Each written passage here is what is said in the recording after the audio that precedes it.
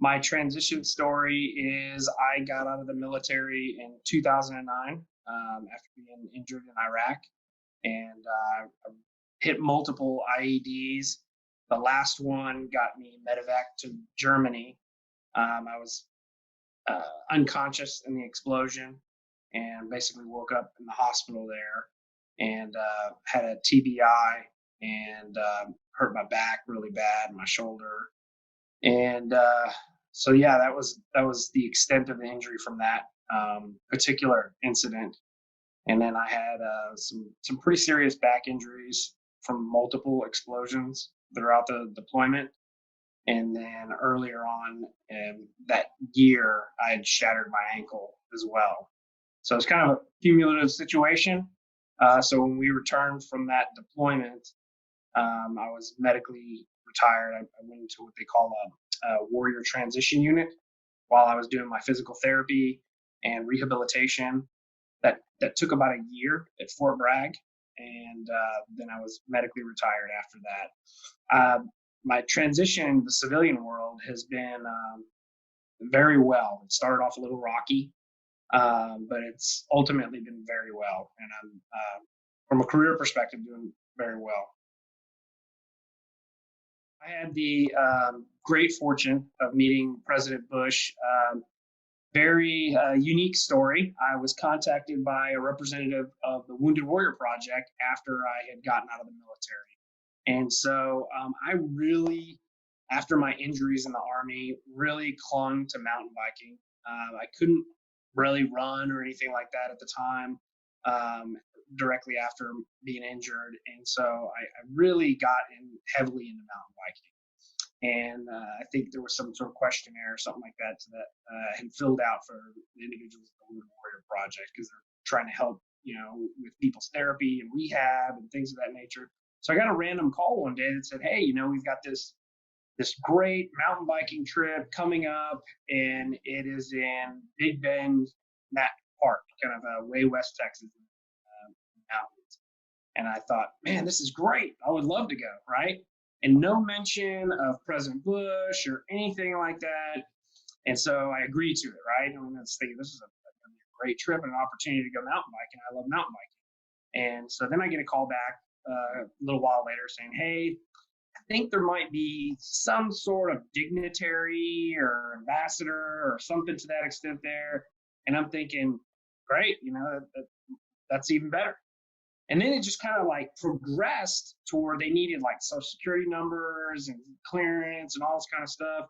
And finally they're like, "Yeah, it's going to be President Bush." And I'm just like, whoa. So you got to go out and was very honored to be part of the first W100 ride out in Lajitas. And it was just an amazing experience, such a wonderful human president. And just I was incredibly honored. He was my commander in chief when I served in the military, and so I feel like we definitely had a true friendship bond that has continued over the years. I have been fortunate enough to go to all the W100s, not as a participant, but kind of as a volunteer, and then they had alumni events, and I'm just honored to be able to call President Bush my friend.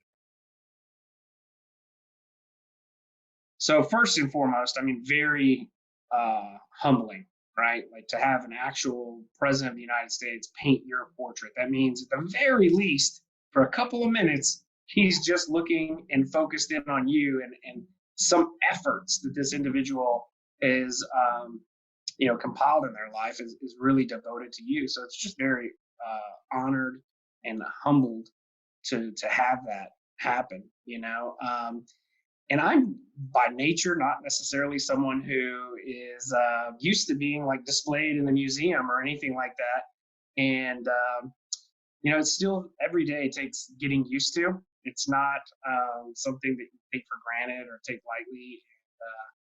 Man, it's amazing. I think I am more amazed by the fact that so many of my friends and colleagues and peers and people I've grown to know will approach me and they're like 10 times more excited, or I wouldn't say more excited, but their excitement level is just so high that I just don't know how to respond to that. It's like, okay, but it is a really amazing thing. And it just doesn't seem to go away in the sense that you don't get over that, right? It's not like you forget about it or something. It's just really amazing to be part of that. I genuinely believe that it is our honor and it is our duty as an American citizen to serve our country in some capacity, right? It doesn't necessarily have to be the military. But I feel like it's our obligation, right? And so I think that people need to understand about serving in the military is that we're people just like everybody else, right? And we chose to serve our countries through the military. Doesn't mean it's different, and some other people might serve their country in a different manner, but it's a part of what we've done, and it's a part of our lives.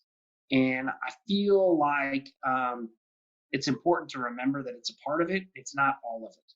And there is life after the military, and it's an accomplishment and something that you've done. And it's also just part of being a regular American citizen.